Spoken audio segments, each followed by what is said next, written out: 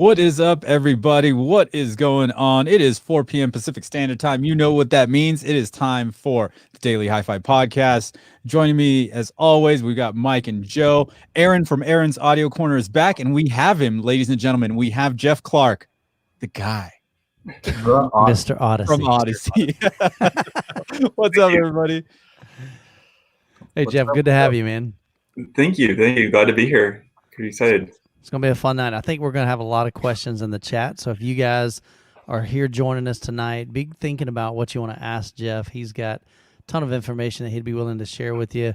All the secrets, all the coding of, well, maybe he may not get into all that, but he can answer your questions. So definitely get those prepared. We'd love to answer as many of those as we can on the show. And then probably at the end, we may even open up the phone lines and let you give us a call in. So cool stuff, man. Yeah. We're gonna have a lot. They already started in the chat here asking questions. Yeah. We're gonna get to all those, don't worry. Yeah. Yeah, the top dynamic EQ on or off. Like that. probably the biggest question. Out the gate, man. Yeah, right. I came in at 3:30. We can start there. All right, sure. Well, first of all, why don't you tell us what you do over there so we know that you're qualified? Sure. You could be Sure. Credentials, maybe. I have been with the company a little while, about 15 years. 16 now. And I'm the director of software engineering. So I've been working on the multi-cue products, especially from the very beginning. That's what I was hired to do. And predominantly I'm working on the PC side software. So sometimes that's internal tools. Sometimes that's the externally facing software that you might use. Sometimes it's libraries that go into other software. I do less of the embedded, but I code. That's what I do, and I occasionally invent technology. So just every once in a while, I'm just inventing technology. It's no big deal. Make something up. Dude, that's awesome, man. And so I'm not just coding. Do quite a bit of signal processing and working things out, figuring out how to make things sound better. Well, cool. So dynamic EQ is not one of the things that I invented. It is something I've worked with implementing, and it's a good one. It's a good one. It's one I like. I actually think that was kind of one of the breakthroughs, one of the big things, because dynamic EQ, I think maybe people are familiar with it. It works based on the acoustics, psychoacoustics, how you hear. So when you turn down the music, it rocks less. So we wanted to be able to turn down the music and have it still rock just as much. And that's kind of what dynamic EQ does. It keeps the emphasis on the lows and highs while you listen at a volume that's not concert level. And so I'm a fan. I'm always on. So it does a few other things too. So on a surround track, it'll boost the surrounds a little bit. Sometimes that's something some people like more than others. But there's the secret sauce is the setting in your AVR. Most AVRs have this. You can change the reference level offset, so you can change the amount of dynamic EQ. Mm-hmm. So you can change that reference level offset to suit your taste a little better. Gotcha. So that's me. So you can get a little bit of it or a lot of it. Yeah. And Jeff is like full on, baby. Sometimes, like when it comes to that, it's like, all right, so 0 for movies, and then like there's 2 for like, for music. I'm like, I don't know which one. Is this mixed at high level? I have no idea. It's just like, what? Just tell me. Just give me a music and movie one. How about that? I don't know. It'd be an easy way to do it. Yeah. I just feel like I'm doing it wrong. You know what I mean? Like I'm. Yeah. Well, I mean, one of these settings, I'm probably wrong. It means what 10 or minus 10? What does that mean? Yeah, and then the way it works is it's added to your volume control. So if 0, if you want dynamic EQ off, turn your volume all the way up to 0. So even if it's on, it's off. Confused yet? So it doesn't do anything when the volume is full up.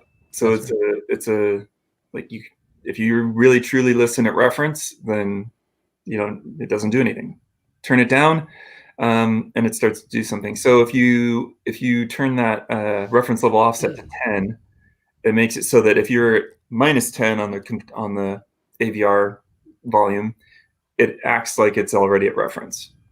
So I don't know. We'll take that feedback and see what we can do. So yeah, kind of a question along the lines of that. All right, you mentioned reference, which reference is kind of the standard. This is kind of where movies like to be. Reference is pretty stinking loud, though. I'll be honest with you. Like, I don't watch a movie in reference. I mean, I may demo it, but most of the time I might be -15. Yeah.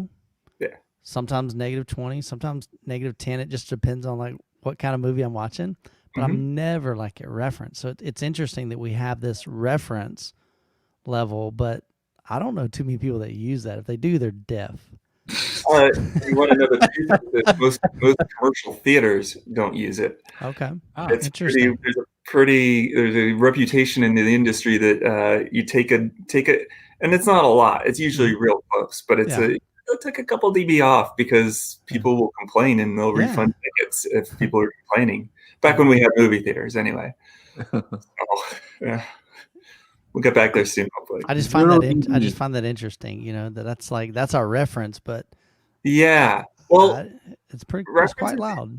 What it references is really allows the director to convey their intent.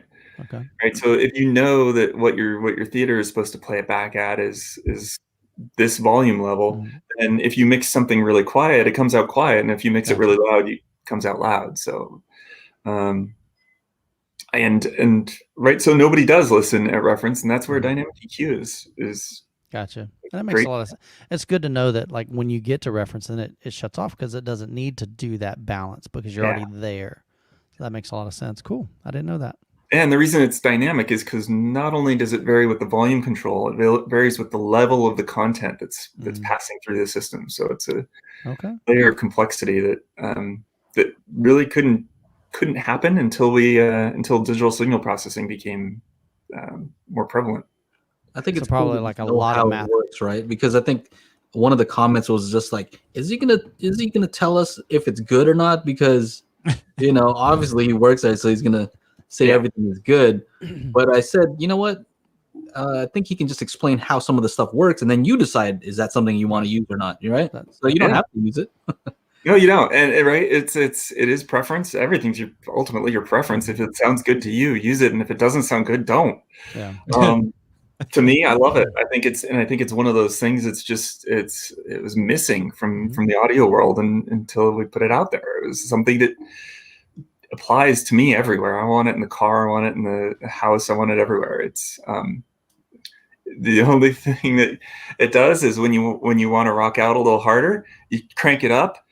Kind of stays the same, just louder, right? Because we're already giving you the benefit of the bass and the highs that you would be losing at a lower volume level. So every now and then I'll find myself doing that. How about you, Chana? You keep it on or off? Let's go do a round table. How do you have your thing set? Off. Interesting. Yep. Yeah, I got it off. Honestly, I should probably turn it on when we're watching those silly TV shows. Probably. Because like sometimes you guys know how it is when those commercials come on. And then the TV show. Well, and then you gotta turn it up, That's another thing that you need. That's dynamic volume. So we got you covered there. There you go. There it is. That's dynamic volume. So that's the one that, and that's exactly the same thing. That one we got a kind of a two for one on because we were looking at movies and sometimes the people are jockeying the volume control through the whole movie because you're watching Heat and it goes from a dialogue scene where they're whispering and then suddenly they're gun battles on the street. And if maybe you're watching in the evening, your kids have gone to bed, you can't hear it, so you turn it up, and then the gun battle erupts and it's waking up the neighbors, so you turn it back down. So that's what dynamic volume is pretty helpful with. But dynamic EQ is another interesting thing. So people tend to run their subs a little hot. Michael. I might be one of those. Who?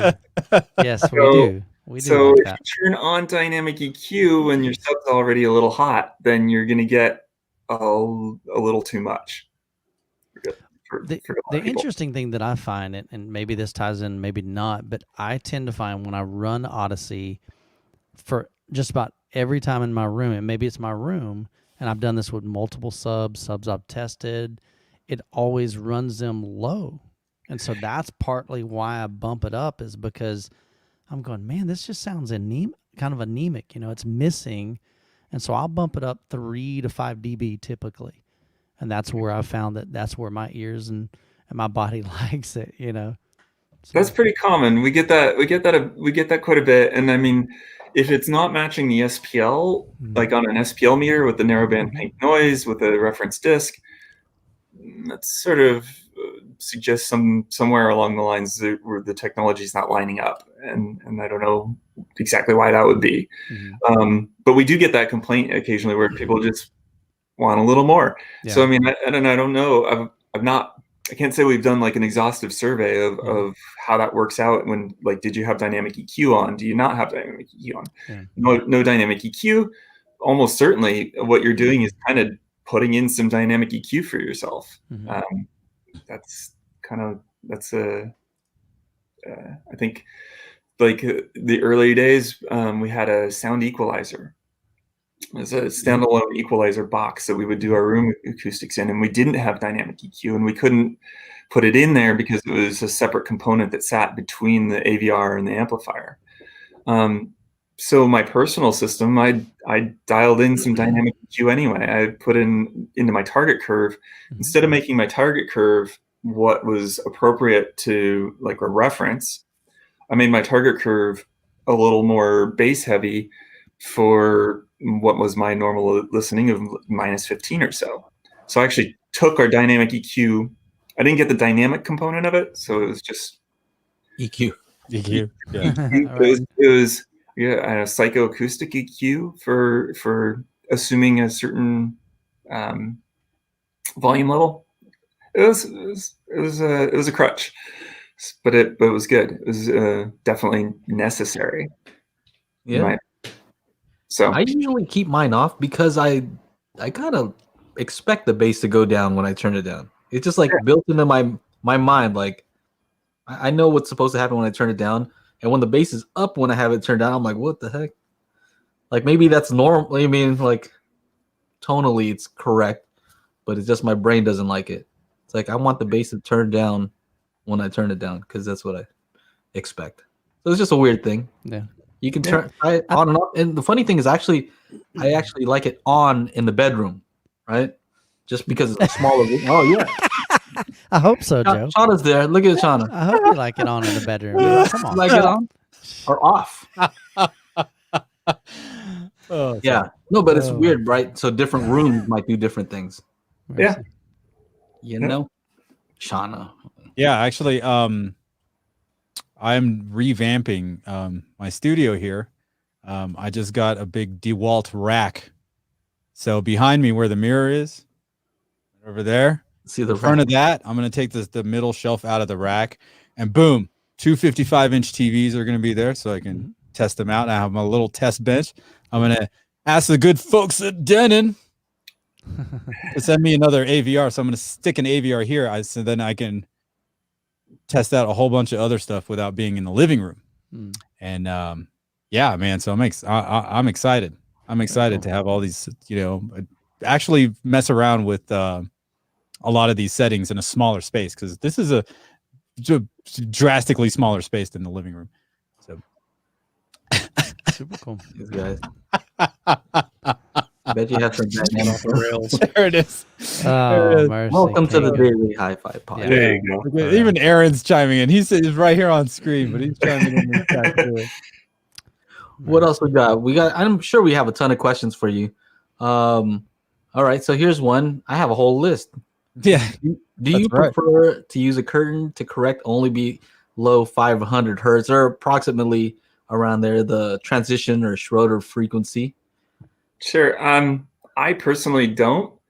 I feel like most of the time the speakers, the room acoustics theory is that they're not doing so much. Like the room acoustics isn't doing so much, but you can still get kind of a buildup of highs in the room and resonances that overemphasize frequencies at higher than what you would call the Schroeder frequency. So personally, I always just let it run, let it run, and if there's something I want out of it, then I can dial it into the target curve using like the editor app. So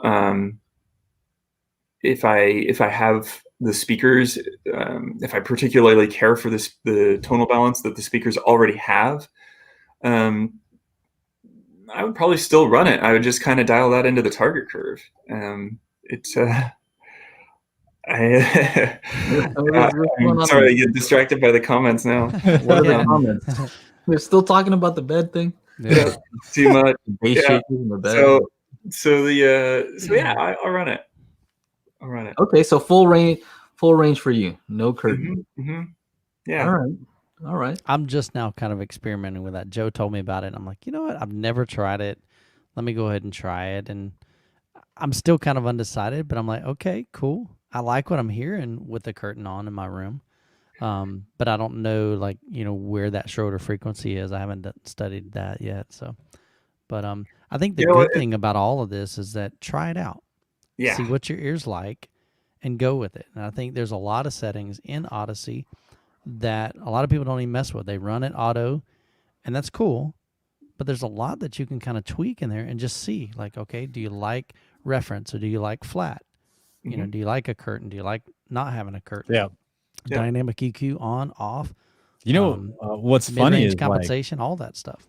You can't really just design it with like a button that just says best. Like I want the best sound. Yeah, like you really just can't do that due to all the other variables that from home to home or room to room. So I was thinking about that the other day. I'm like, that's just stupid. Like unless you hit best and it does all these like 50 measurements and moves the mic around for you, and it's like its own little robot, and then all of a sudden, boom, it spits it out. Here, multiple cameras and like a 3D depth sensor, so you know where everything's at. Yeah, and then if you move a piece, move something, it changes. Yeah, it's true. I mean, it's almost unfortunate. I mean, what we try and make it as easy as possible, and unfortunately, making something as broadly applicable as possible also means some compromises in some areas. So, we do the best we can. So, here's a question. I don't know why you just didn't ask it. Is your mic not Aaron, working? what's going on, dude? Because I don't want to just jump in, and my brain is like all the time. So I'm like, if I don't capture this now, I'm going to forget. So that's why. Yeah, I've got ADD. So here's a serious question. Okay. Does Odyssey tend to perform better with a certain speaker design? For example, a narrow directivity speaker like a large horn theater, or a typical dome tweeter type with wide dispersion? Yeah, I don't know if that question makes sense, if you know kind of where I'm coming from with that, but yeah, no, totally. I would say it doesn't perform. I'm not aware of it performing better with one type of speaker than the other. I think it works pretty equally well with either type. The one thing, and this will get into some kind of an area that people are hate to love to hate, don't know, but we tend to, by default, include a thing called mid-range compensation in our target curve. And that is probably a little more applicable to horn speakers than the domes. It seems to we chose it. We chose to put it there because our experience on a broad range of speakers was that it worked well on all of them and didn't hurt any of them particularly. So we like it, but we find that it's gotten to be a little controversial in terms of marketplace. And I wonder, like, people might wonder, like, why would you do this? Why would you put the Why would you do little this? dip right in the middle? And that's to get, I don't know if we're getting into the weeds, but Go for do it, man. We can have Dive fun. head We can, first. we can get crazy with it. We can go anywhere. This is our podcast. We can do whatever we want, man. Go for it. Okay, cool. There's a change. Sorry, I got my cat here, so he's gonna join us. So there's a change in directivity as you move from the tweeter to a mid-range or mid-woofer. And so the sound that's coming from the mid-woofer is going to be more beamy, more at you. And the sound from the tweeter is at the bottom end of the tweeter is More omnidirectional. more, yeah, exactly, more omni. And so we find that in terms of the power response that you want in the room, there's got to be it helps to have a little compensation below that for the woofer. So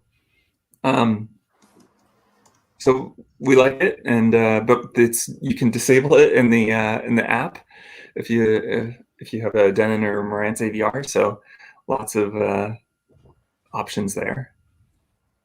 Yeah. So it's the clips mode or what?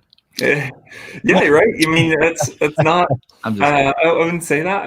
I think like I said, we tried to design it as a balance that works well with as many things as possible. But yes, that's not a knock on clips, because I'm just saying because they have a lot of horn speakers. So Right. I got JBL, you can call it the my JBL living room, so mode too, right?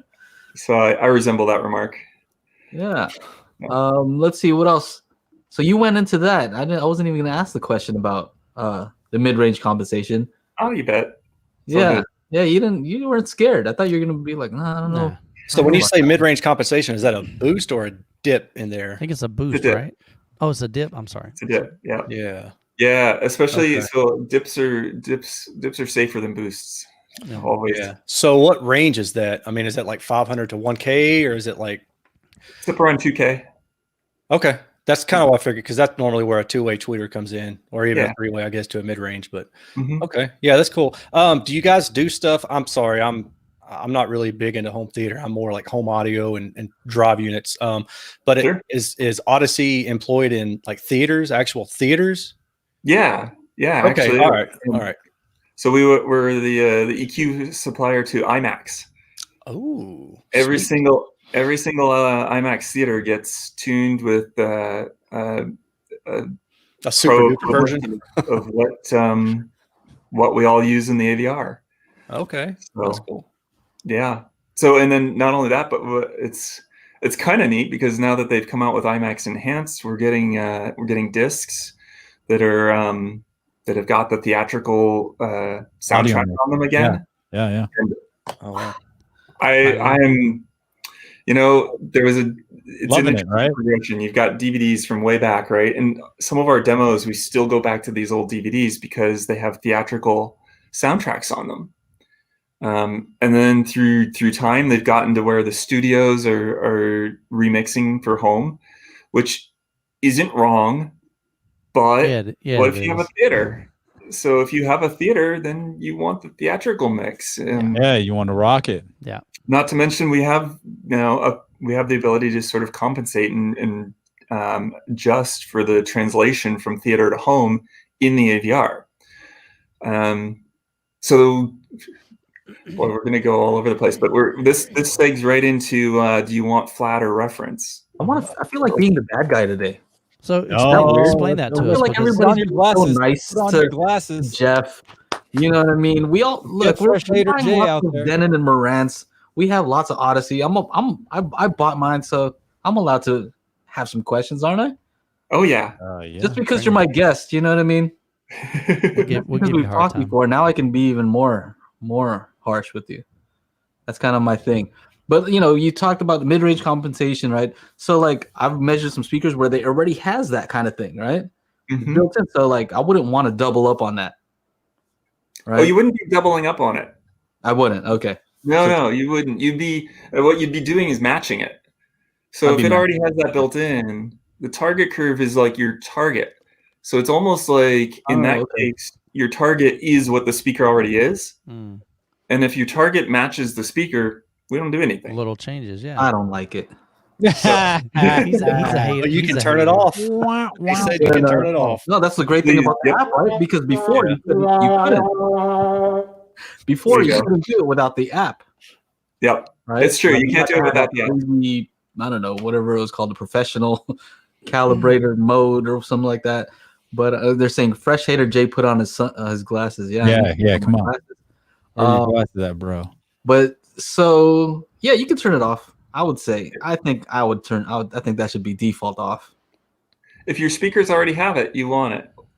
So yeah, that's the thing. So is that put into the manual anywhere that kind of explains the how or why? I'm assuming, yeah, it is. It would be in the app help probably. So Okay.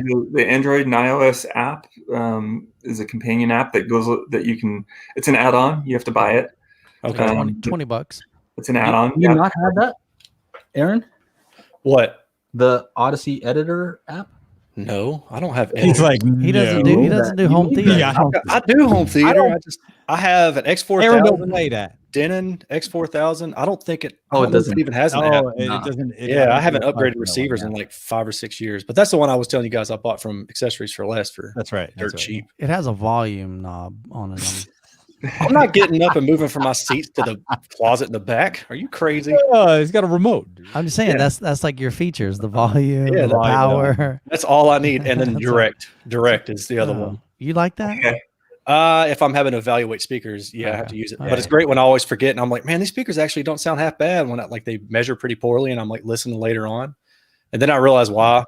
Right, You know, there's boosted treble and boosted bass. I'm like, oh, that's why I liked it for like 5 seconds, and then I got to turn that off. That's actually the case for the curtain. Is if you want to evaluate speakers, but you want to take the room out a little bit, Right.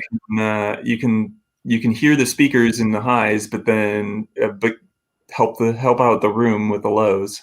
So I've heard people use it that way, from like people evaluating speakers and evaluating sound quality. I've actually got a curtain.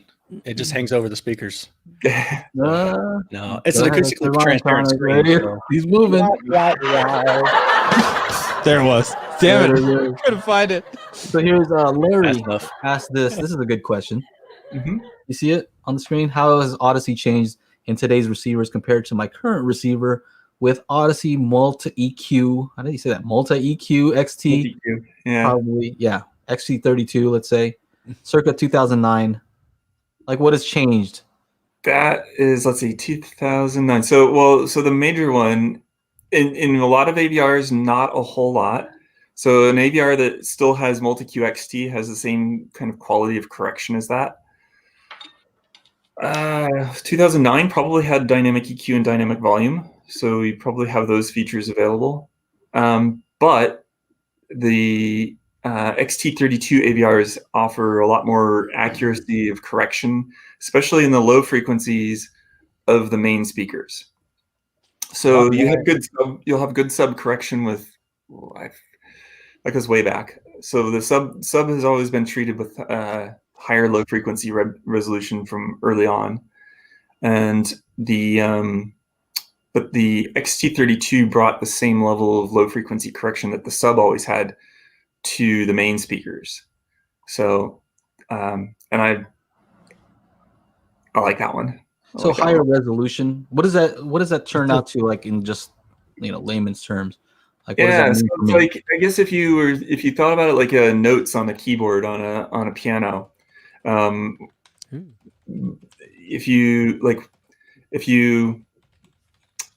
way EQ works in a lot of cases, especially with the type of filtering we use, is it's kind of linear, like and an octave. So a doubling of frequency. So you go from 1,000 hertz to 2,000 hertz. That's an octave on like a piano keyboard, like a middle C to the next C up is a doubling of the frequency. Mm-hmm. Yep. So when you talk about low frequencies, it's hard to have a lot of resolution there unless you run just a lot of computing power. So we figured out a way around that. We figured out a way to treat the low frequencies with high resolution without all the computing power that it used to take. And so what it means is you can have kind of like note-to-note accuracy in terms of what the EQ is doing, even at very low frequencies. So if you have like, you're far down on the left end of the piano, each of those notes can still be individually adjusted by the EQ system. It was always easy to do the high notes, but we made it easier to do the low notes too. And that's something where XT doesn't have as much correction. So you'd have sort of like each kind of group of notes has to be adjusted together. So we have to do a little more guesswork as to what's going to sound best. Right. Got it. Kind of like your 1/3 octave EQs versus like a full parametric. You pick the frequency, you pick the Q and all of that. Yeah. And we want to, I mean, like, so we're a little more careful because you can really get yourself into trouble if you do a bunch of like high Q right EQ, especially in the low frequencies. Right. So so we don't do that. We use exclusively finite impulse responses. Okay. So do you guys use, like, I'm just curious, and you may or may not be able to answer, this may be a simple, stupid question, but like, so from the typical home audio DSP world, we initially had the graphic EQ, then you had the parametric. And then when they came out with the all pass filter, that was like, oh my God, that's like the coolest thing ever, So I'm curious, like, what kind of those flavorings does Odyssey use, or is it like something that's beyond my comprehension as far as being able to compare it to something in layman's terms? Would you say it's like parametric or shell filters or all pass, or is it a little bit of whatever it needs to be? It's it is really different than any of those models. I guess you could think of it like graphic, maybe EQ with like thousands of bands. Gotcha. Okay. Thousands. Yeah, I gotcha. But it's and we don't actually effectively need to move all of those bands, but you could. We could, and we actually, and it even a graphic EQ is probably based on some sort of feedback filter. So we avoid the feedback and the infinite response that those can have, so they can ring out forever by using a finite version. Okay, so fear filters then. Yep. Instead of the typical IR. One question I had, not related to home audio, but car audio. Sure. So Alpine used to use Odyssey stuff like around 2010, give or take, maybe plus or minus 2 years, and then no more. And so my background is car audio. I know a lot of us are car audio guys from the beginning. So I haven't seen that. I haven't seen Odyssey and car audio products since then. And I'm curious, is there a reason why? Is there plans to come out with it? Is it in like the automotive market and the industry itself, as opposed to aftermarket?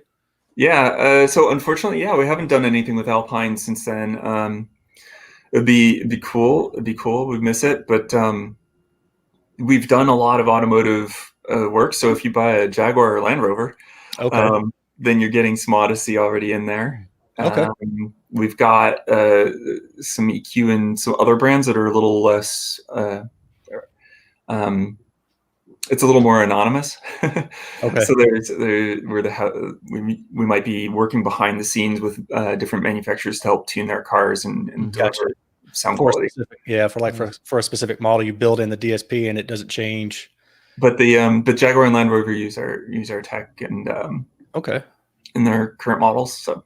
Okay, cool. Yeah. Oh, look at that. Why'd you get that new Land Rover? Dude, Odyssey, bro. Audio file. Speaking of that, we'll answer some of these questions, but another thing that I've mentioned to you is I feel like the way to get people to buy new AVRs and processors is not some of the features that they're adding now, which, we'll take any features we can get. But they always look the same. That's one thing. But at the same time, like, I think it's going to be the room correction. I don't even like that term, but what is the proper term? Is room correction? Because I don't feel like we're correcting the room, but speaker configuration or the calibration, whatever that is. I think that's adapting to the home, like more adaptivity. I guess what I'm saying is people are switching to different receivers because of the room correction, the room EQ. And so I kind of feel like, man, I've had Denon for quite a while, and I've had XT32 Kinda on same every single thing, one. yeah. Like I want long to time. upgrade. Like where's the XT64 or something like that? You know what I mean? Dude, it's 128, bro. Come on. Yeah, Yeah. We're not even dealing with 64. I think so that's a tough one. There are other things that we want to do, but increasing a resolution is certainly possible, and we can certainly do it. It's a So question so of that's what that number is. The 32 is just increased resolution. it's Well, 30. It's I'm 32 not saying times resolution. I'm just saying like from the more stuff, like more. I think He was goes- just throwing out a number, what's but the next level of Odyssey? What's the next like, level? where can we Next go level, from yeah. here? Like what could we improve with Odyssey that maybe like what's the vision? I don't know if we can even get there, and if you're able to answer any of that, but it's like, okay, what could the future bring to something like Odyssey? That's an interesting one. So there's let's see, things I can talk Now about. he starts to squirm, Joe. I know.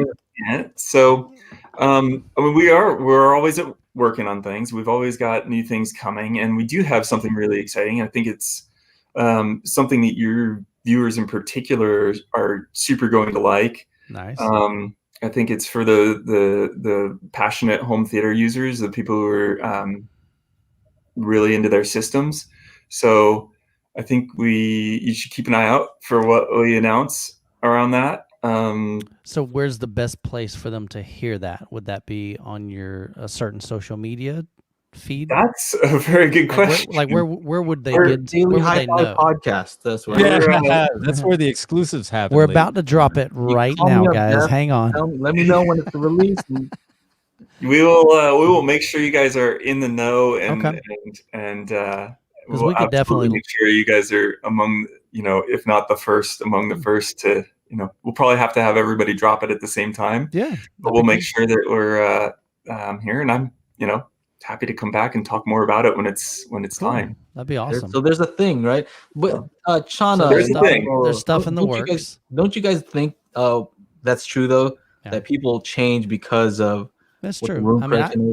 we hear it all the time. They're like, "Hey, I wish this brand would have this," but maybe it's not that they're looking for. They're just looking at some of the, they just want something new from you guys. Honestly, Yeah. Well, we and that we're would be always want to try something different too, right? Yeah. They want to Yeah. just sometimes it's just like I've had this for a long time. right, I'm curious exactly. to I see know what this what does. this other thing does, Yeah.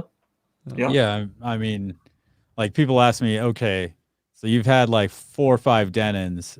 How's the new Marantz AV receiver? I'm like, Kind of the same as it's like the same. It's Yeah. got Odyssey, so I would imagine. couple new features. Yeah, Still but I mean, still functions. The like same people way. are always asking, like, what is it? Was there an audible difference? I was like, no. If you, however, go with an Anthem that has Anthem room correction, then you're going to hear a difference in your system, right? Because it's a different, room calibration, room correction thing. So it's one of those things where it's just like, it's cool and it does a great job.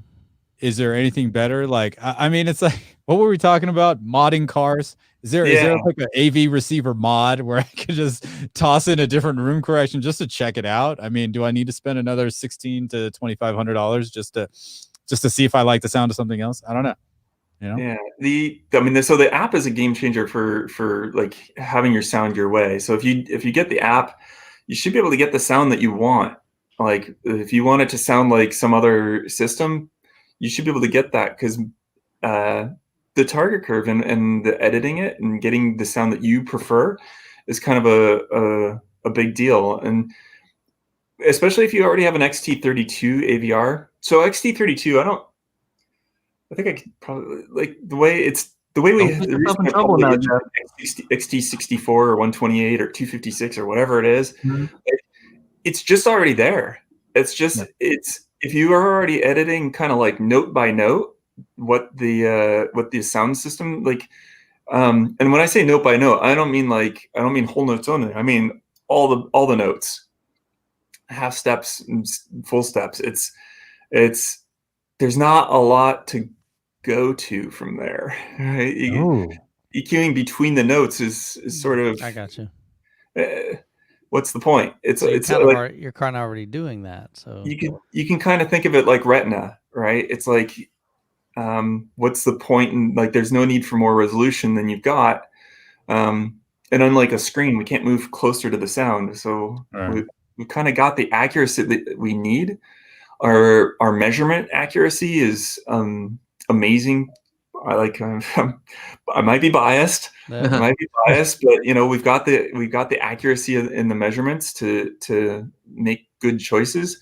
You know, the things that that I see are more features, just more Okay. control, more user facing features, and maybe a little more like I definitely think that people are interested in you know, controlling their sound. So that's why I think the app is a great place for people to work for more tunability. Michael wants like 4 subs, right? No, honestly, I'm totally good, man. You good with it? Oh, 4 subs is great. You should do it. Well, I have 418s in my room. Oh, so you're good.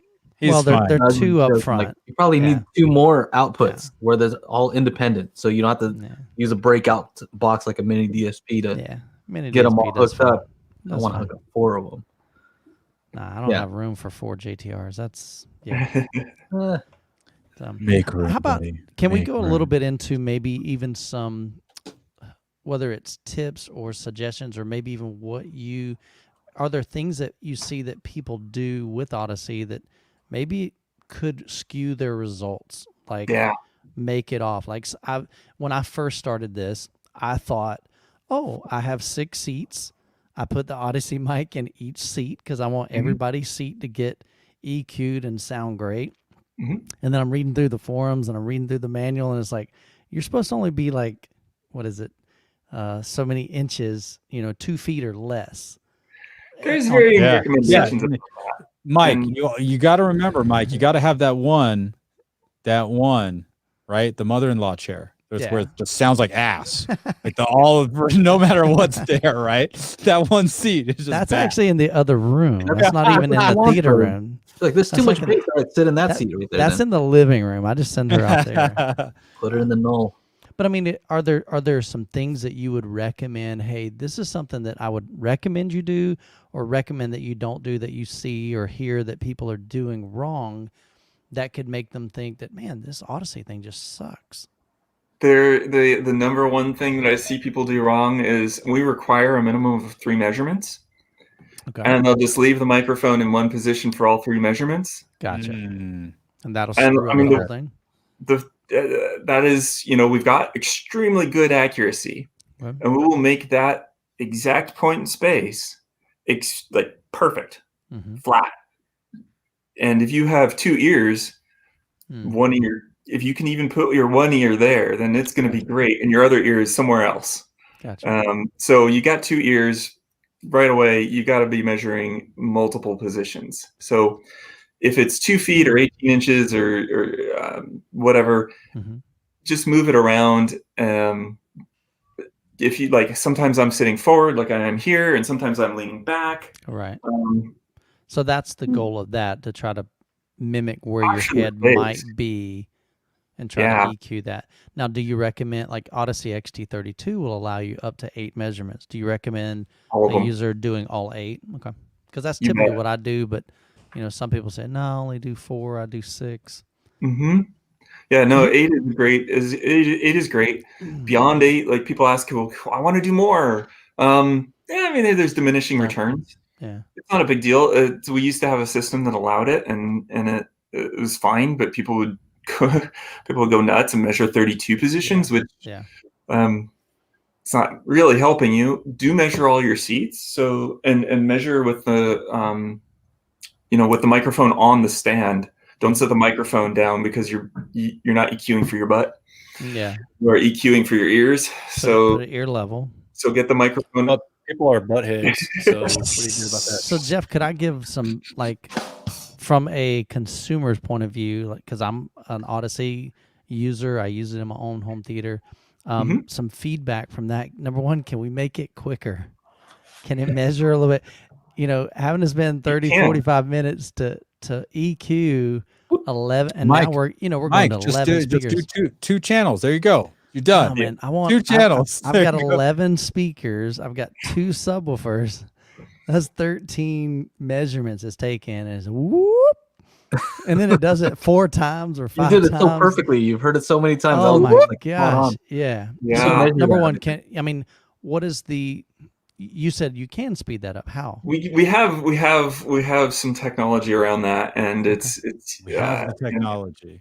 we have the technology, and it's not, there's a limit to how much faster it can get Okay. and still have the same resolution, because Okay.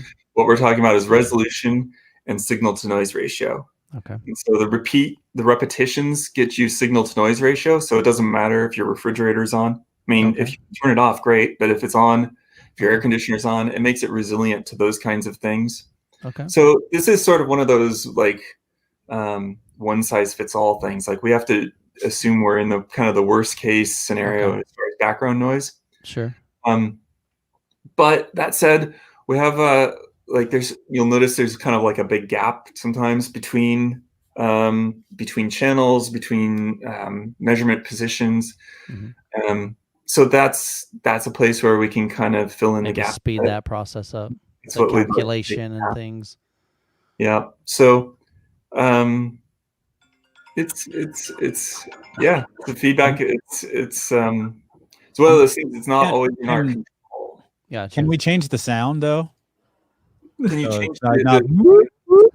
It's Make not it that. backwards. something new? Again, we're wanting something Yeah. new here, man. High or low? Hook us up. How about Right? Yeah. I mean, a lot of things actually do work there. You want that there's actually a reason for that sound as well. For That sure, yeah. particular sound is like, it's a smooth sine wave, so it's a logarithmically swept sine wave, and it has a good crest factor. Okay. So it's not super loud versus the average. So there's no great big peaks in it. So it's very consistent in terms of its average level through the signal, and it exercises all of the frequencies, obviously. So it's one of those things where, could we do it differently? Yeah, actually we can. And will we? I don't know. At this point, that's kind of a little bit of our signature, a little bit, bit of a signature sound, like a Harley Davidson. Yeah. That's Odyssey. Ahmad says that we're nitpicking like little old ladies. Come on, guys. Well, the truth is really that we've been talking up Denon and Moran's products for a long time, just because that's what we have, and we are constantly talking about all the good stuff about Odyssey. So right now is our chance to it's our chance to nitpick, right? If you want the basic overall, just go to Odyssey. Yeah, go to Odyssey.com. You'll get that all that info. They'll tell you all the flashy stuff. There was a question up here which is kind of interesting with the addition of Dolby Atmos DTSX, more object-based sound. And are there any considerations for room correction when moving from channel-based to object-based sound programming? Thank you, Steve. That was a good question. They work hand in hand. If you EQ your speakers, it just helps the object-based audio placement engine. So they're placing the audio between the speakers, perhaps. They're depending on the speakers to blend well.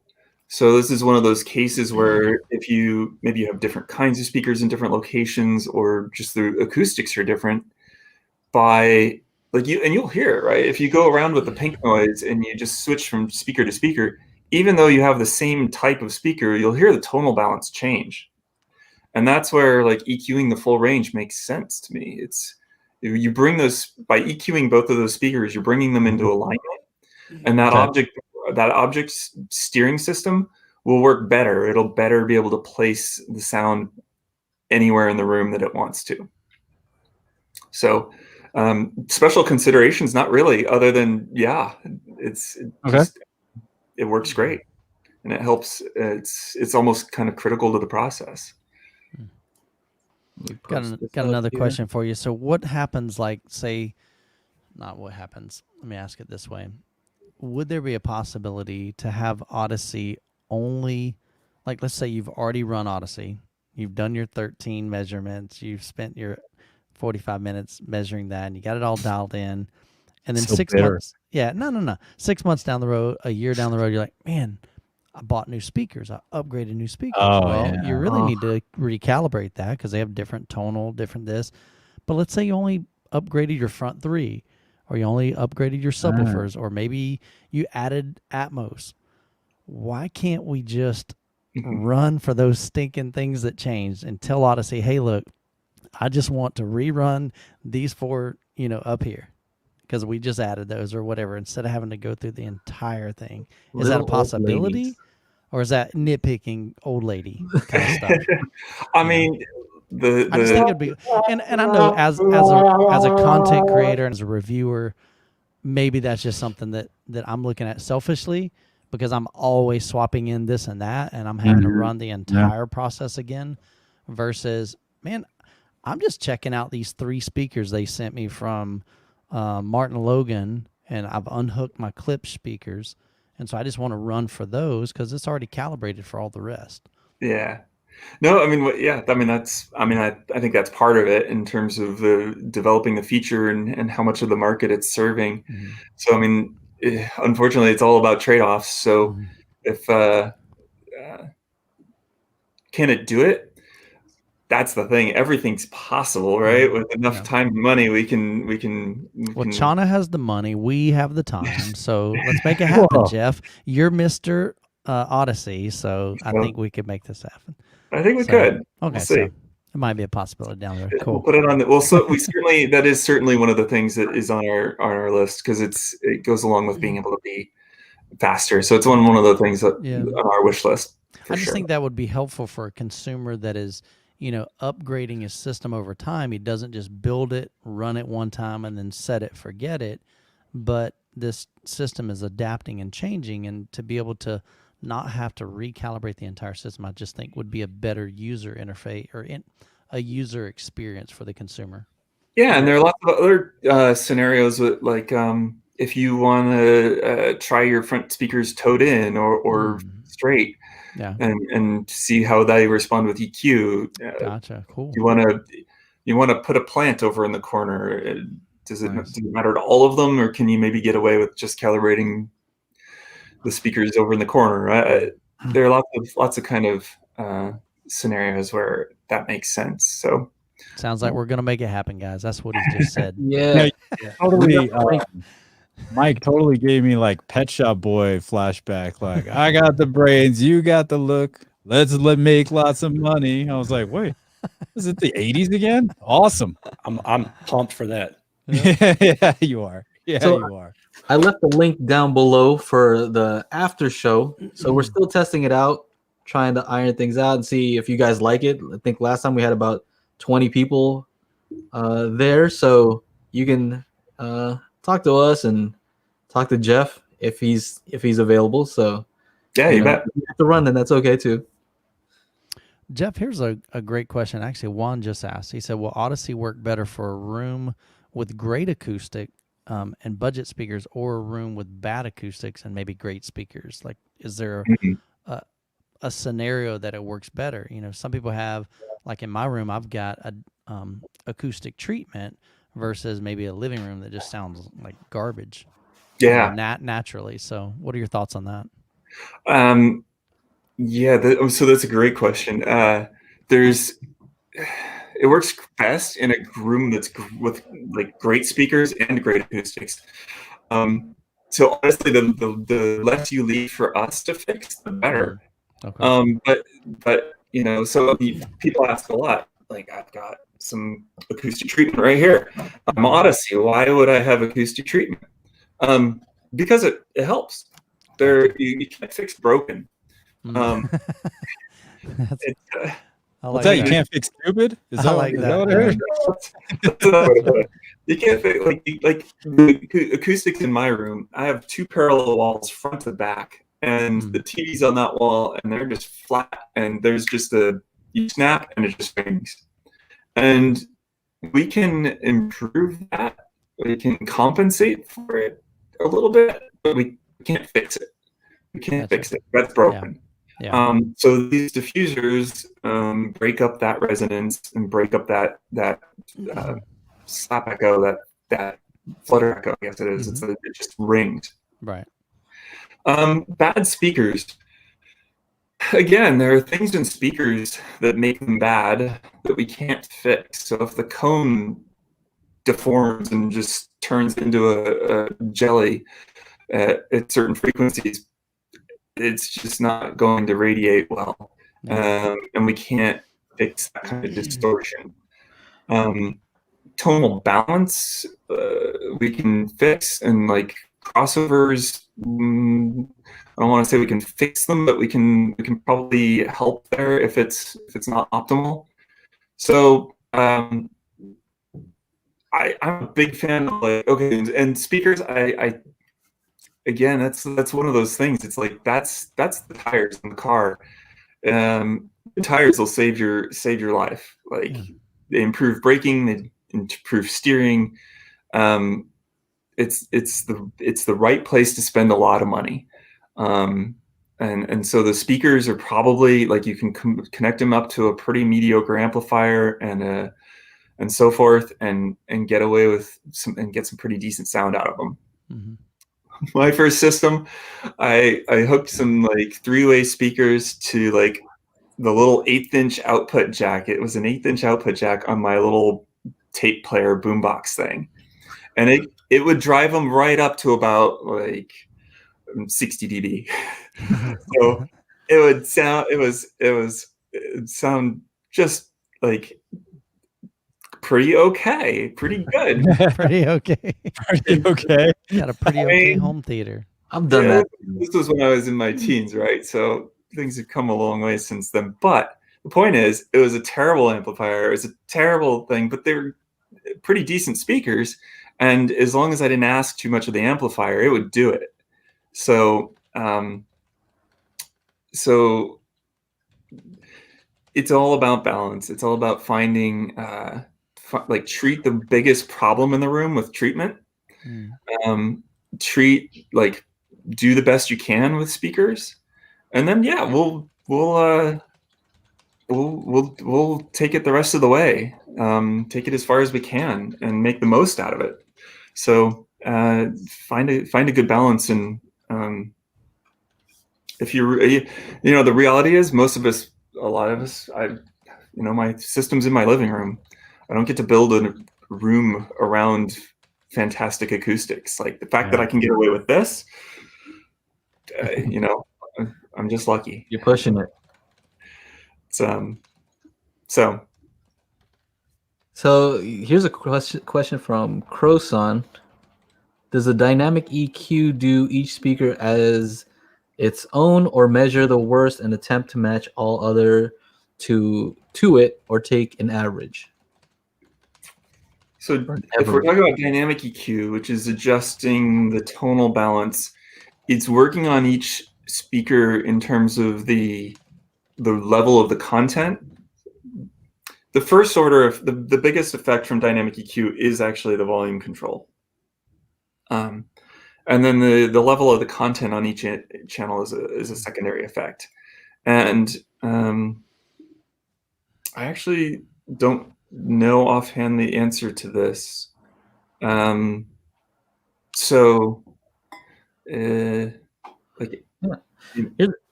are things you wouldn't want to do because of channel pairings, so stereo imaging, that kind of thing. So treating speakers differently can, in terms of the dynamics, could be not optimal. So I don't actually know the answer to that one. Yeah, that's okay. I don't know the answer to like most of the questions. So here's a question for me, right? So 2 parts. Like, have you seen that? I think on the forum somebody made this editor where you can really get in there and like start editing stuff. I'm like, whoa, they really want to tweak this system to their, perfectly. Like, this guy went and figured it out. A little hack, the Odyssey. Right? That's kind of crazy. Totally, yeah. You seen that? Super fun. It's an interesting one. It's tough because it's like, are these features that we should have built into it so that people could do all this? Is it better or worse? I mean, a lot of people kind of want automatic, or want to be able to just kind of go through it, save load profiles. Button. best. Like that's it. Best button. Right? Make my system So- sound awesome. That's the button I so- want to hit. So that our best guess is kind of where we start, and it's an interesting one. It's an interesting one. Maybe you could have at the beginning almost like two types of Odyssey calibration. Do you just want the basic where we kind of hold your hand and we do most of the settings for you and give you a little flexibility, or are you that hardcore? Hey, I want to get in there and tweak it, and so that's the option they choose, and then it kind of unlocks all these extra advanced parameters that they can get in and really dial in their system. Yeah, I mean that's almost kind of what the app is. I am about to lose my laptop. Oh no. Don't do that. There we go. Got it. Yeah. Well, All right. yeah. So yeah. I mean, there's a lot of different It options. does unlock a lot. So Yeah, that's Here's for It's sure. app, the thing, right? So I don't have a lot of experience with it. I haven't actually had a chance to play with it myself. I know that it's yeah. Anyway, but I think it's great that somebody cared enough to do that, to invest the time and effort, because it's not trivial to go out there and try and figure out how something like that works, and then go make it your own. So it's kind of interesting. Yeah, kind of. Very cool. And the other thing for the editor app, and I've told you this on the phone, so I kind of know the answer, but I'm saying it out loud. But like when I'm setting the target curve, right, and setting that PEQ, I can't get it exactly where I want to because it's on a phone. Yeah. Yeah. You know what I mean? I'm in here trying to Mhm. I just need it right there, and then Yeah. I get it. I'm just gonna. That's good enough. I even Right. noticed on the curve, would it's be- kind of like that. It seems like it would just be don't get easy to it set your, the frequency, gain, Q. Like, just give me numbers I can type it in, Yeah. And so I know the answer to that, but that would be a request. Yeah. No, it's a reasonable one, right? Is it though? Joe, come on, Joe. Man, your big No, sausage fingers can't handle it, bro. Come on. You can't. So- you need to get exact. You need to get it right on there. I know. Some people want it's They want the precision. Look, I'll tell you what I do. I have a Android emulator, so I can actually use my mouse. That's how crazy I'm getting. Hmm. But I would just like to type in the settings. And do you guys make that app? so the app is not directly ours. We provide the underlying technology for it, but it is. You'll notice it's in the store. It's published by Denon and Marantz, or DNM, I think. Oh, come on, United. Yeah, I don't know whether they're calling it what their label in the store is, but yeah. Gotcha. Okay. Right, so it's not exactly. We don't have total control over what you get in the app. So for things like that, it's definitely direct your feedback to them. But for the for what we support and what we can do, we'll try and take into account everything we hear here. So. So here's a question I know a lot of people are wanting to know, asking. Yeah, that's the question I was going to ask. So I'm glad. How does Odyssey differentiate from YPOW or Dirac? Don't mind the spelling mistakes in the comment there. Yeah, that's a tough one. That's so the From Odyssey himself. He's like, I never heard of him. Yeah. Trash. They're all trash. So I mean the thing here is, I know our strengths, and I don't actually know exactly how YPOW or how Dirac works. So I can't tell you this is terrible and this is wrong or anything like that. But I can say I know our XT32 has resolution that is amazing. It's as good as I think you need, but I'm still happy to give you more. So if there's a demand in the market for an XT72, an XT196, we'll do it. If there's so I know our measurements are phenomenal. We sell I think we figured out that it was the highest volume calibrated microphone in the world. So we've made more of these little pyramid Odyssey mics than any other like calibrated microphone in the world for sure. And that's just down to consistency of manufacturing. So we're providing a built-in solution. That's one thing, is you can run it straight out of the box. You don't need a computer, you don't need a tablet, you don't need an internet connection. You just plug that mic in and you can go out of the box. So that's one thing that makes it kind of simple. So it's both simple, but you can have the power and the complexity of the app, which I think is gives you more of that control. Yeah, I think I feel like we stack up very well in terms of like sonic performance. I know we have the resolution, and so the rest I think is a lot of it has to do with preference, target curves, and what you want out of the system. So I know that was one of the questions on the list, was flat or reference. Whichever one you like, that's the one to go with. That's the one to go with. And it used to be simple. It used to be movie, reference. But all of the home mixes of DVDs in the last 10 years really now, the fact that it's still called reference isn't necessarily right, because if your movie's been remixed for home, then it might be that flat is more appropriate. So that could vary from movie to movie, you're saying? Yeah, absolutely. So it's not even as simple as throw the disc in, or as like choose one, your favorite. It's, well, if you don't like how the movie was mixed, and the studios are all different, I would say that on a IMAX Enhanced, it should probably be reference. But again, I wouldn't discount your preference. So yeah. Who's this guy? All right. Huh? Who's this new guy with the glasses? This new guy with the glasses. Jay. Oh, this guy's kind of a nice guy. It's hard to be mean to him. It's hard to be mean to you, Jeff. But what's up? Seriously though, like a reference curve is what? Like the X curve is made for they kind of looked at the different theaters, and so my room doesn't look like a theater. Yeah. No. Mine either. Kind of like a living room. And so I don't know if that's the right curve. I don't think it's the right curve for my room. And so I default when I go into the editor app is for it to, I can make these changes, but it only applies to the reference one. If I choose flat, none of those changes make a difference, right? So the X curve, they all have like a top end that drops off. Maybe I don't want it to drop off. Maybe I want it to. Maybe I like it like that. That's how I want it. So I have to undo that. I have to go and try to undo that. Like, what's up with that? I think it should be. I think default should be flat, and then, or allow me to make changes to both. No. I definitely hear you.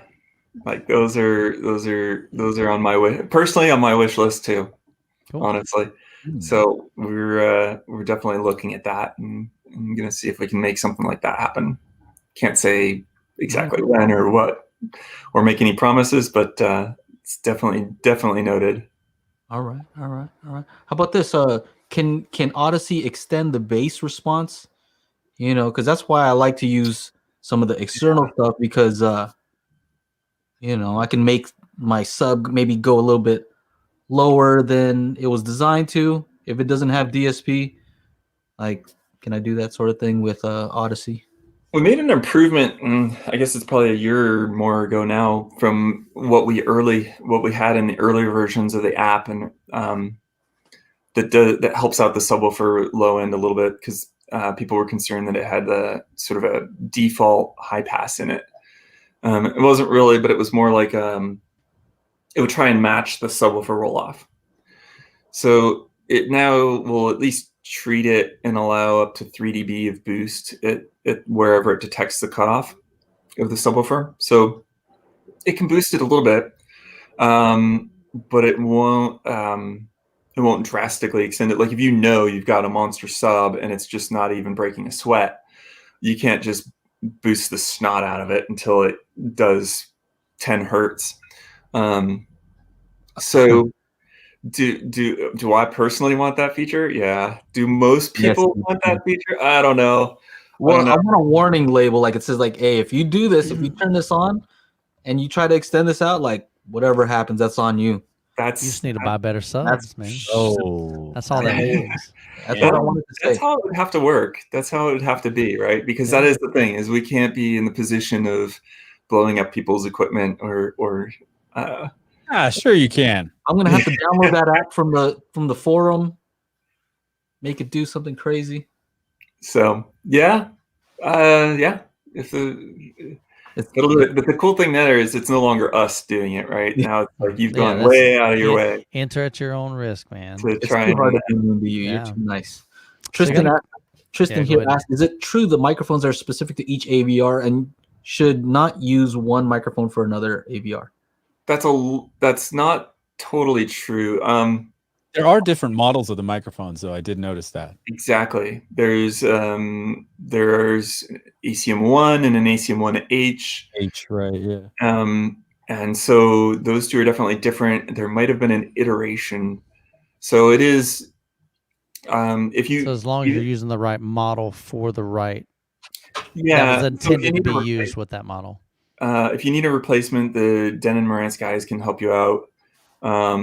There's also a lot on eBay. You'd be surprised. A whole bunch. I was like, where did my microphone go? I got too much nonsense all over the place. What's bad is when you review like 3 of them, you're like, oh crap, which one goes to what? I keep them in a Ziploc bag with the model number written on it. So same thing. I mean, I think I'd have to check on this, but it's like anything in the last like 3, 4, 5 years, probably. Is going to be all the same. Okay. So we haven't had to. There haven't been any revisions or iterations in that time frame. So unless you're getting pretty far back, the current ones are all the same. I think a lot of people don't realize, because they're like, it looks like an inexpensive microphone, so they're like, well, if I had a better microphone, would that make my results better? So I think you can speak on that, right? Yeah, I mean, the microphone quality is amazing. Like I said, it's the most produced sort of reference. I don't want to call it a reference microphone. It's not perfect, but it is calibrated. And it's actually a really good quality capsule that goes into that microphone because they have to be so consistent. So you don't get consistency from kind of the less quality capsules. It's 1/4-inch pressure capsule. It's not a MEMS mic or something like that, so it's got great signal to noise ratio. That said, they have tolerances. They're not perfect. Are you missing out on something by not having a perfect microphone? Probably not much. If anything, the tolerances are pretty tight, but we used to offer a calibrated, like an individually calibrated microphone. And unfortunately, that went away. But again, it's something that's on our radar for something that we'd love to see people having access to again, because it.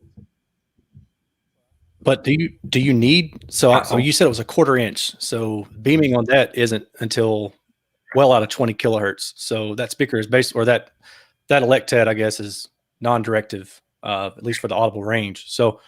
And you said that earlier, and I was kind of curious about it because, I've used different mics to measure speakers and stuff like that. And that's one thing you've always got to pay attention to is typically most 1/2-inch mics start to have issues around 8 to 10K. Yep.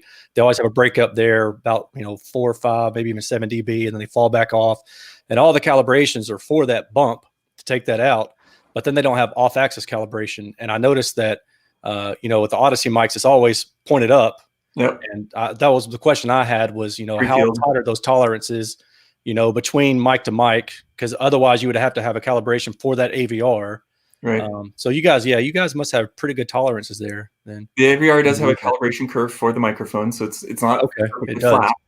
But but it is it's within a known tolerance, and every single microphone that comes off of out of the factory has gone through a test chamber and qualified that microphone against a B&K reference microphone. And that's how you're able to just to kind of switch them out. that's how we know each one is right. equivalent. And So like if you lose yours, you can go on eBay and buy another one for that model, and Yep. you're okay. Yeah, Yeah. that's good to know. Okay. Yep. Cool. So Nice. Did you see this comment? I tried Den and Mike for Yamaha. Nothing. Won't receive. That's interesting. Imagine that. Cannot compute. That's right. Yeah. That's right. not recommend that. Yeah. Yeah, no. Not Negative recommend. Ghostwriter. One of the questions that sometimes comes up in our channels and in my comments are things like, if I run Odyssey and, I notice that my speaker distances are whack, like they're just off, would you advise for them to go back and say, no, I know my front left speaker is 8 feet from me instead of 14 feet? Or is Odyssey trying to do something more in a delay type of thing, an acoustic type of thing, to try to compensate and fix an issue that it found in the room? Let's see. I mean, it's so the system is detecting the acoustic distance. Mm-hmm. So unless you have, I mean, you can run into some weird things with dipoles, maybe. Okay. So in that case, if one of the speakers is out of whack, so like you want if you have your front three and one of them comes out of whack, then you should correct that. That's like kind of the worst. That's kind of the hardest thing, maybe. Mm-hmm.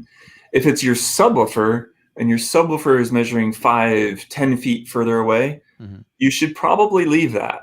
That's like a time delay, kind of trying to get those time aligned. The subwoofer will have, the subwoofer might have circuitry in it that's got its own digital signal processing and is introducing latency to the speaker. And they may keep it within some threshold, but it's still there, and our system will pick it up, and the distance might be correct. So if it's haywire, like if it's not consistent, then you might wonder if the algorithm's picking up background noise, or that's a case where you turn off the air conditioning and try and quiet down the room some more to get a bit of better, a more accurate view. I got a question. So about subwoofers to maybe mains, will Odyssey be able to correct for somebody mechanically connecting one out of polarity? So your subwoofer's 180 degrees out of phase. Yeah. It won't connect or correct for that, will it? Will it throw up some broken? Yeah. Right. Yeah. Well, and that kind of goes, direct is the same thing. I mean, they have to tell you. Does it tell you? Okay. It'll tell you. Right? It'll tell you. Yeah. It'll tell you if the subwoofer is polarity is reversed, or one of the speakers is polarity reversed. Mm-hmm. Every now and then it'll get it wrong, especially with something like a dipole, because the dipole is reversed. Right. But with like we can't fix the crossover. I mean, you run into an issue there where it's better to tell somebody that it's wrong. I agree. Than to try assume that it's wrong and try to fix it internally and through electronics. Yeah, I agree. I was just curious about that because, like I said, I know Direct, however it's supposed to be freaking pronounced. I'm going to keep battling. I'm calling it direct for the rest of my life. I'm going to the grave. It's going to say DIE and then RACK on my grave. Direct. All right. So anyway, that will not tell you. And that's one thing I like then about Odyssey. When you also mentioned the big thing, I think people miss out. Direct, in my experience, is a great tool, but it requires a laptop, and it's kind of a pain. Yeah. You've got to get all that stuff out. Sometimes I'm like, I don't even feel like dealing with this crap. I'll just listen to it as is. Oh, yeah. They have an app now. I mean, they have an app. Do they have an app? Yeah, they have an app now too. But my biggest problem doing the running Anthem room correction was getting the silly the app on my computer to see the stupid receiver. It's like, can't find the receiver. Okay, well, it's plugged in. Now what? Can't find the receiver. Like, okay, well, I'm doing this tomorrow then. Break her to the house and start over. Sleep or what? I mean, when I called them, they said something absolutely stupid. I'm like, can I directly plug in with an Ethernet cable, the computer and the receiver? And they're like, yes, you can. And there's directions to connect it because you have to do some stuff. You got to type some stuff in terminal or whatever. Oh, wow. And we had all that on our website, but we took it down. Just call Phil. Like what? Why on earth would you do that? Like, that makes no sense to me at all. But I do But yeah. recommend a wired connection, like even with the Denon and Marantz systems. Like it's more reliable. It just is. I mean, And that's how I have it set up because Yeah. I mean, my Marantz app couldn't find the receiver until I Yeah. typed in the the what is it, the IP address. IP address. Yeah. You But just that's, called Phil though, right? That's really what you did. Phil. Yeah. I call Phil, yeah, Oh, for a quick 5-minute call. It turns into an hour. Like, what the heck? And we're So I talking noted- about 20 different other things, and all of a sudden I hang up. I'm like, crap, he didn't answer my question. He's talking about his kidding. car. It's That's funny. Phil. Yeah. Jeff, what would you recommend? I know in my setup, I've got very efficient front 3 speakers, and then the rest are less efficient, like 104 dB efficient or sensitivity. So Odyssey, like in my case, or what I kind of explain, is it bottoms out. It's at -12 Okay. every time when I run calibration. And so in my brain, I'm like, okay, is it possible that Odyssey might have wanted to go to -14 and it couldn't and it stopped? Or did it hit the bottom and say, okay, now I need to adjust these other speakers? And so there's just a little bit louder than, so I'm just always wondering, am I doing it right when I calibrate? And I've heard people using like inline attenuators. So I've never used those, but any suggestions on that? Yeah, I mean, a passive attenuator should not introduce any issues to the like it shouldn't have a negative effect on the signal in any way. So I would definitely consider that. Okay. It's definitely like if it's bottomed out like that, then it is. I don't know exactly off. That's another thing. I don't know exactly what it's doing. But I don't think so because I think it wants to hit reference. So it wants to bring everything as close to the reference volume as you can get it. So in that case, I can't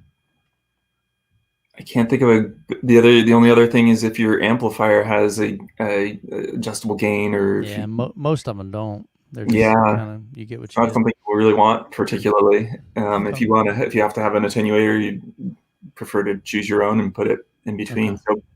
So for those three, it would be. I would give that a try. Throw on a big like a air like an inductor, makes it sound awesome. Just put them on each the Scala. There you go. Yeah. Right. So it's that warm tube sound, right? Huh? What's that?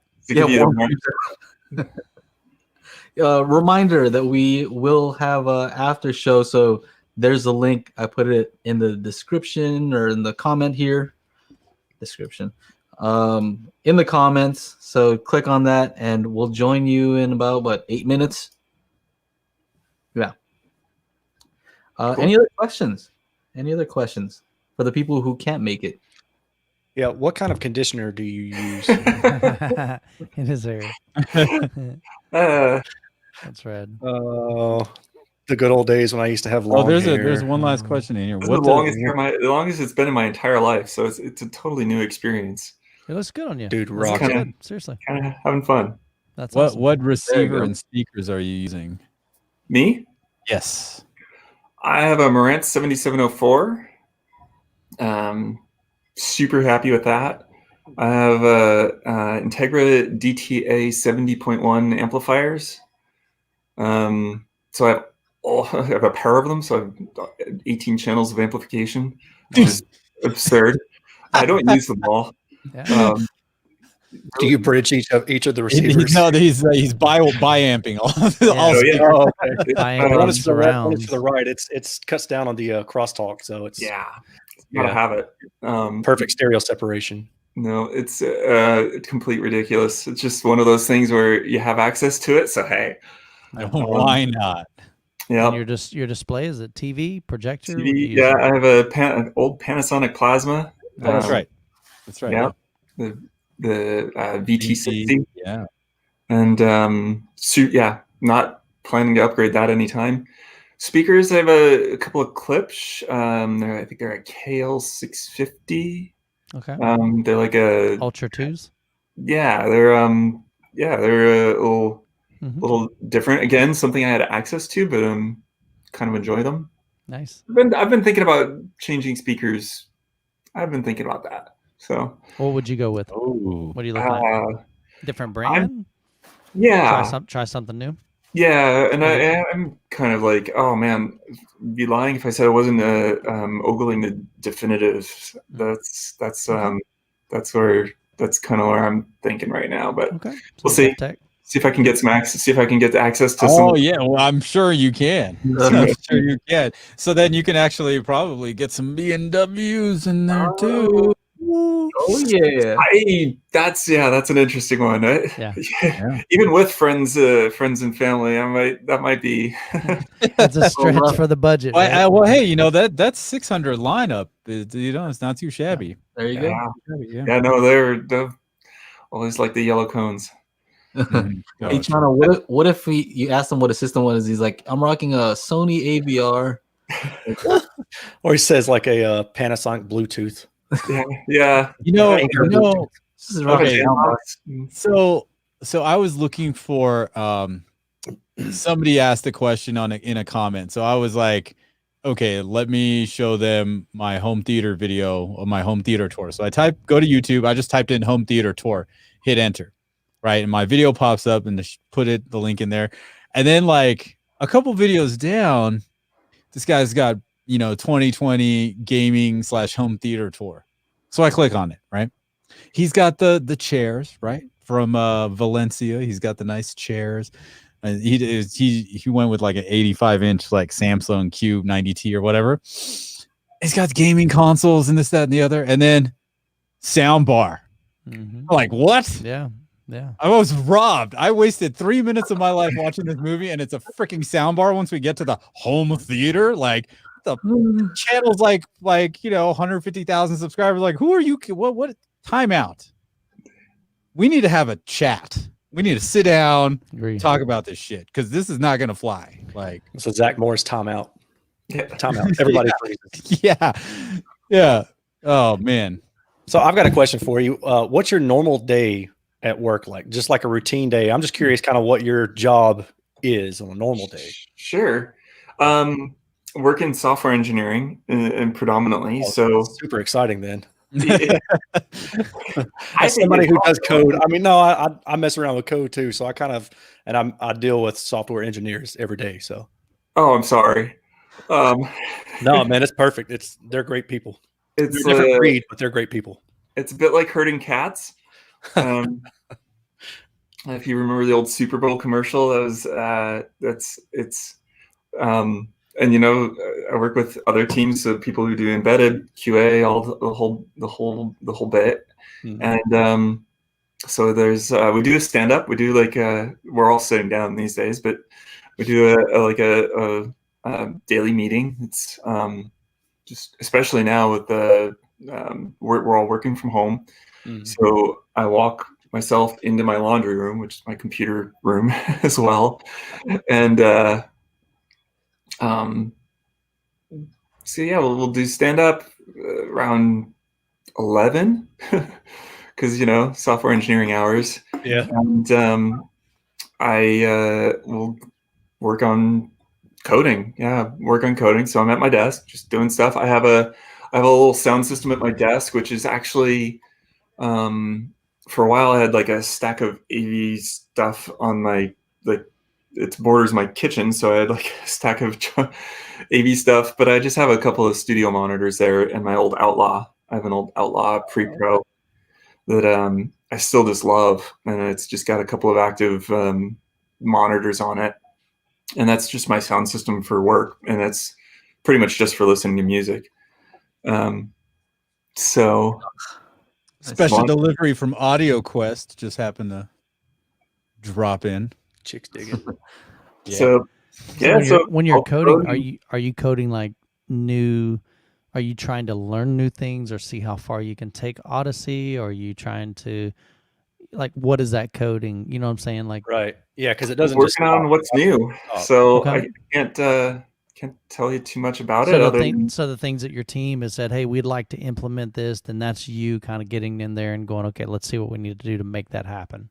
Yeah, there's always a push and pull of what can happen in a reasonable Sure. amount of time. So Sure. there's there's a planning phase stages, and you could go through the whole process, but Right. do Gotcha. some coding.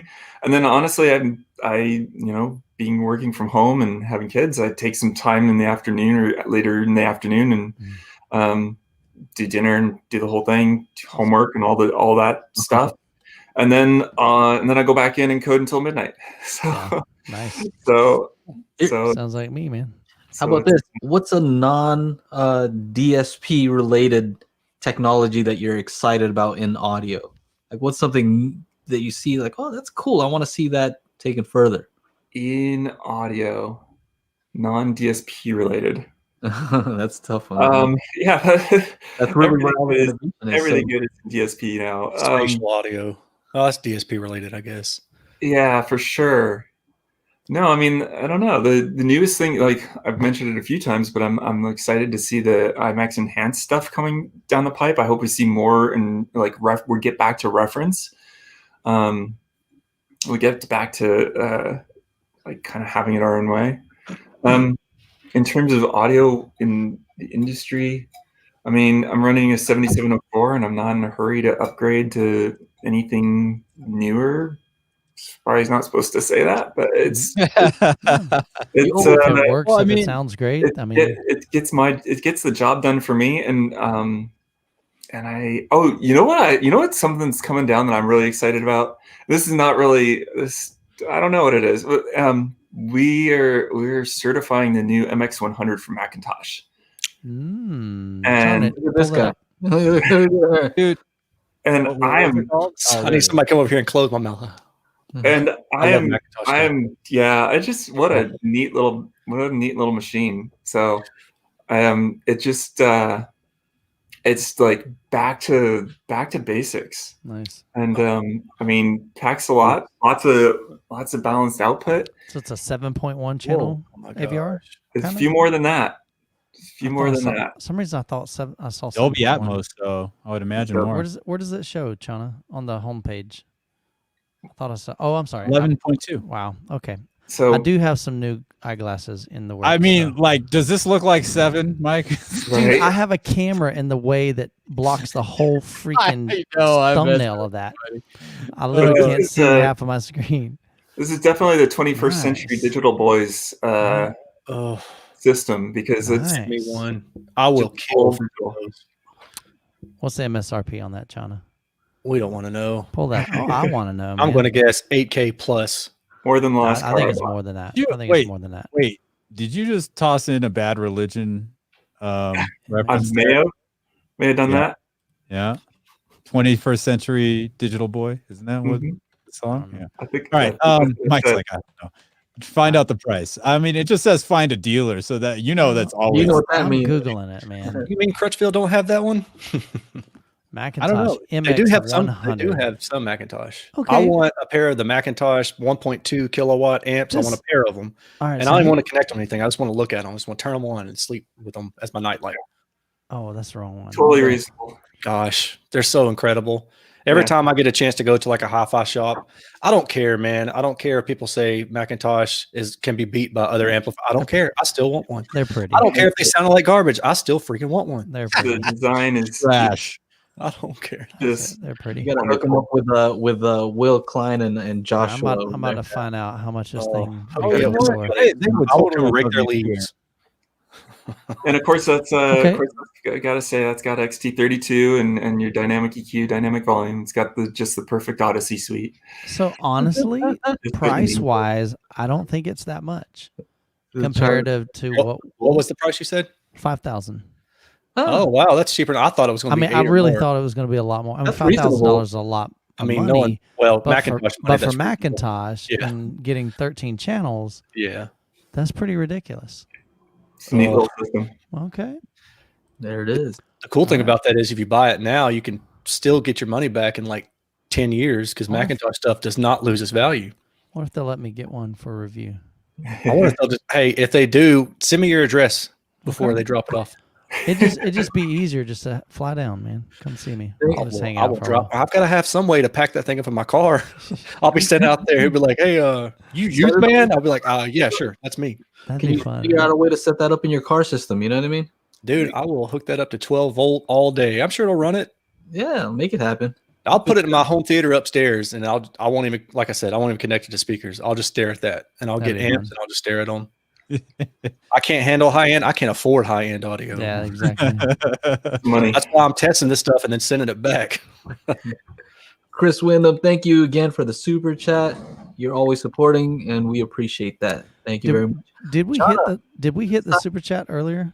Yeah, there were a few here. There's a couple. I put them up on screen. Okay, I just want to make sure. Yeah. Cool. Let me do one more link here. So don't leave. So let's see here. Yeah, Jeff, don't press any buttons. Dude. Yeah, don't press any buttons. Got it. And, there's the link there if you want to join us at the after. What does it call it? After show. The after show, You got Daily Hi-Fi After Dark. The daily high five Oh, that comes man. on Mondays only. it. That's sketchy stuff right there, Chana. I love it. I love After it. show in the dark. With his Yeah. neon glowing. Right. So, yeah, let's wrap it up, ladies and gentlemen. Thank you so much for hanging out and chatting and for all the questions. Of course, we appreciate all the super chats. It's only with your support that we can continue doing shows like this and getting, awesome guests like Jeff Clark, Mr. Odyssey, like The guy. Big man. the guy, Big man. the guy, dude, the Big guy. man. Man, the myth, the legend. What was the name we were gonna say earlier though? Introducing. Oh, it's right. James Odyssey the Third. Yeah. on. Sounds good, right? That's got a nice ring to it. Yeah, I just pulled it out of the thin air. Yeah, It's not even his first name's not even the same. I know. Well, it starts with a J. Because I think you told me his name. Jeff is short for James. With a J. Yeah, that's right. Jeff is short for James. His name. Totally not the same. Anyway, oh man, this is fun. You guys, jump into the link. That'll take you to Jitsi. Don't forget to turn on your camera and your microphone. And we're all gonna jump in there as soon as we shut this down. So yeah. Don't forget to subscribe to this channel, the Daily Hi-Fi YouTube channel, if you have not already. On behalf of Michael, Joe, Jeff, and Aaron. I'm like, who's in here? Too many I totally forgot. Too many names. We'll see you guys next week. Peace. Later. Peace.